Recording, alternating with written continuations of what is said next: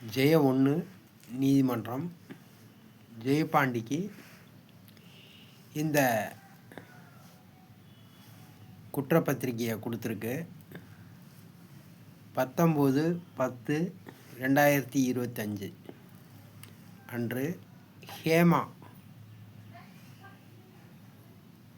Hemalatha police கொடுத்தாங்க. அதுதான் பார்த்துக்கிட்டு இருக்கோம். இதை பின்னாடி இருக்கிறத படிப்போம்.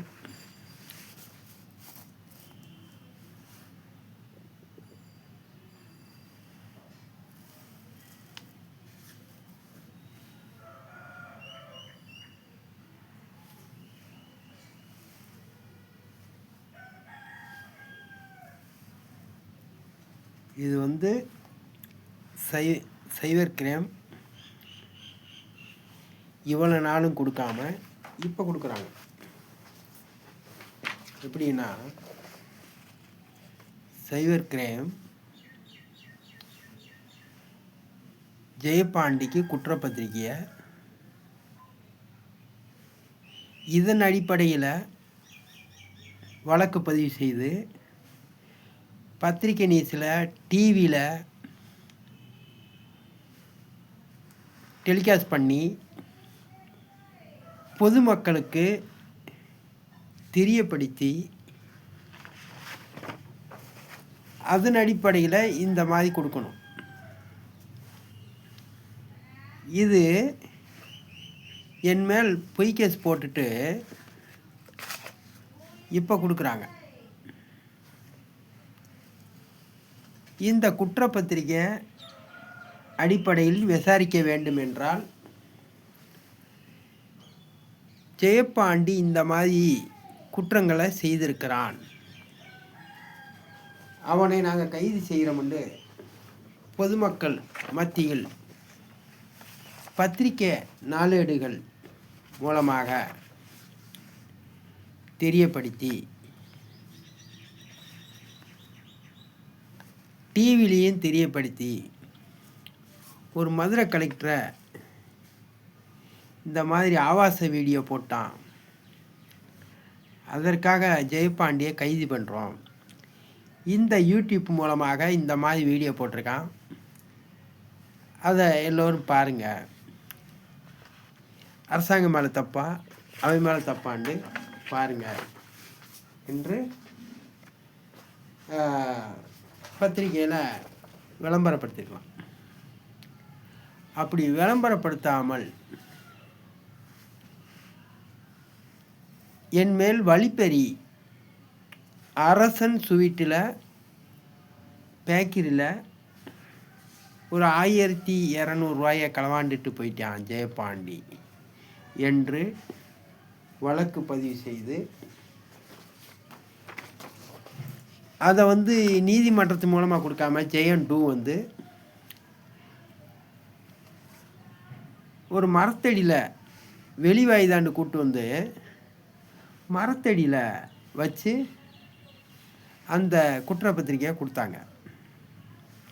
இப்போ கொடுத்துருக்காங்கள, இப்போ பார்க்குறீங்களா, இந்த குற்றப்பத்திரிக்கையை நான் சிறைக்குள்ளே இருக்கும்போது கொடுத்துருக்கணும், அதுவும் கொடுக்கல. இப்போ நீங்கள் கொடுக்குறீங்க. அதனால் இதெல்லாம் நேரடி ஒளிபரப்பில் இதில் நான் என்னென்ன குற்றம் செஞ்சுருக்கணும் அத்தனை குற்றமும் இந்த இவிஎம் மிஷின் இருக்குல்ல, ஓட்டு போடுற மிஷினு, அதில் ஓட்டு திருட்டு செய்ய முடியும். அந்த மிஷினை டெக்னாலஜி தெரியாத பொதுமக்களை நம்ம பயன்படுத்தக்கூடாது என்றதுக்காக தான் ஜெயபாண்டி சயின்டிஸ்ட் அந்த மிஷினை தடை செய்யணும், அந்த மிஷினை பயன்படுத்தக்கூடாது என்ற காரணத்துக்காக ஜெயபாண்டி சயின்டிஸ்ட்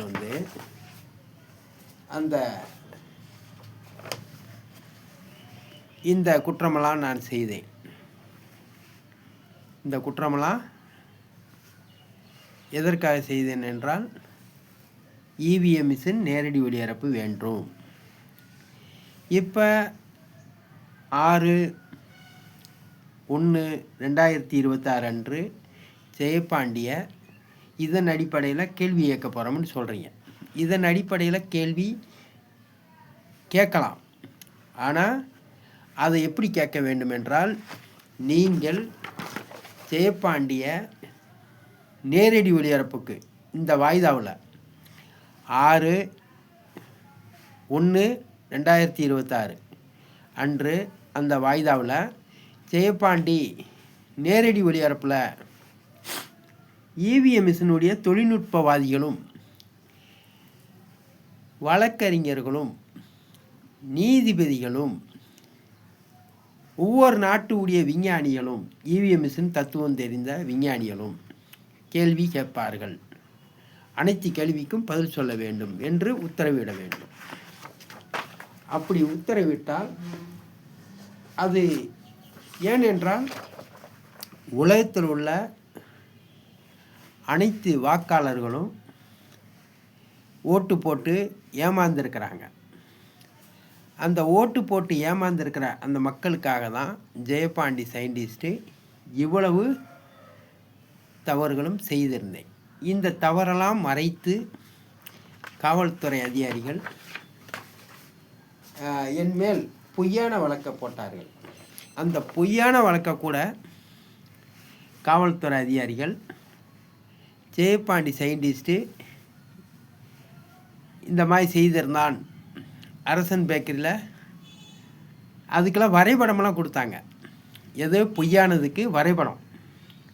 அரசன் பேக்கரியில் பேச்சு கொடுத்தாரு, கத்தி எடுத்து உடனே விளாசிட்டாரு, கத்தி எடுத்து விளாசிட்டு 1200 பிடிங்கிட்டு அவனுக்குள்ளே டிராஃபிக் ஜாம்லாம் ஆயிடுச்சு அப்படின்லாம் சொல்லி இவர்கள்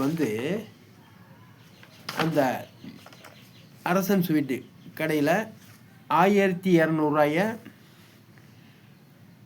வேலுச்சாமின்றவர்கிட்ட பிடிங்கிட்டு ஓடிட்டான் ஜெயபாண்டி அப்படின்ட்டாங்க. எப்படி? வேலுச்சாமின்ற நபர்கிட்ட பிடிங்கிட்டு ஓடிட்டான் ஜெயபாண்டி அப்படின்னு சொல்லி வரைபடம்லாம் வரைஞ்சி பாதமுத்து வரைபடம் அதை நான் எழுதி எழுத்துப்பூர்வமாக அதெல்லாம் நான் செய்யலை. நான் செய்த குற்றமெல்லாம் மதுரை கலெக்டரை ஆபாச வீடியோ போட்டிருந்தேன் அசிங்கமா அப்படின்ட்டு அதெல்லாம் எழுதி ஒரு 3 பேப்பரில் அதை சிபிஐ கோர்ட் வெளிக்கோர்ட்டில் சிபிஐ கோர்ட்டில் கொடுத்துருந்தேன். அதை சிபிஐ கோர்ட்டில் கொடுத்தது அந்த 3 பேப்பரில் எனக்கு எந்த ஒரு செராக்ஸும் எனக்கு கொடுக்கவில்லை. அதை பார்த்தீங்கன்னா இந்த பொய் கேஸுடைய வரைபடம்லாம் கொடுத்துருந்தாங்க. ஏன் இதை கேட்குறேன்னா, பொய் கேஸுக்கு வரைபடம் இருக்குது, உண்மையான கேஸுக்கு வரைபடத்தை எங்கே? ஏன்னா அந்த வரைபடம் கொடுத்தா அந்த இடத்துல 3 கேமரா இருக்குதுன்னு தெரிந்து விடும். அப்போ 3 கேமரா இருக்கிற இடத்துல அரெஸ்ட் பண்ணும்போது ஜெயபாண்டியை என்ன செய்தான்? அந்த இடத்துல ஜெயபாண்டி சயின்டிஸ்ட்டு அந்த இடத்துல என்ன வாக்குமூலம் கொடுத்தான்? அவங்ககிட்ட என்ன பொருளை பறிமுதல் பண்ணீங்க? அது எல்லாமே அந்த இடத்துல வரும். ஆகையால் இந்த வரைபடம் இல்லாமல் எதற்காக கொடுத்தார்கள் என்று தான் ஜெயபாண்டி சயின்டிஸ்ட்டு கேட்குறேன். வரைபடம் இல்லாமல் ஒரு வழக்கை பதிவு செய்து இதன் அடிப்படையில் கேள்வி கேட்போம் என்று சொன்னால் இது எந்த விதத்தில் நியாயமாக இருக்கும்? வரைபடம் இல்லாத, அதாவது வரைபடம் இல்லாத ஒரு வழக்கு அது உண்மையாகுமா? ஒரு வீடு இல்லாத டோர் நம்பரு செல்லுமா? ஒரு வீடே இல்லை, அதுக்கு டோர் நம்பர் எப்படி? அது மாதிரி கேஸு போடுறீங்க, வழக்கு பதிவு செஞ்சாச்சு. அப்போ அந்த இடம் ஜெயபாண்டி முத அந்த இடத்துல தான் கைது பண்ண சொல்கிறதுக்கான அந்த இடம் வேணும்ல. அந்த இடம் இல்லைன்னா அப்போ அந்த இடம் இல்லாத போது அந்த கேஸு எப்படி செல்லும்? ஆகையால் அந்த வரைபடமும் வேண்டும், அதே மாதிரி நேரடி ஒளிபரப்பில் தொழில்நுட்ப வல்லுநர்களும் அதே மாதிரி இவிஎம்எஸ்ஸின் தத்துவம் தெரிந்த வழக்கறிஞர்களும் இதில் சம்மந்தப்படுத்த வேண்டும்.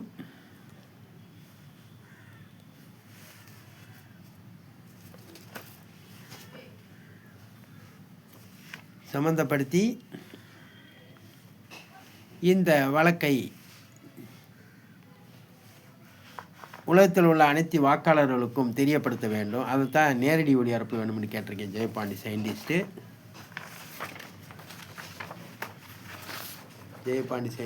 நேரடி ஒளிபரப்பு கேட்டிருக்கேன்.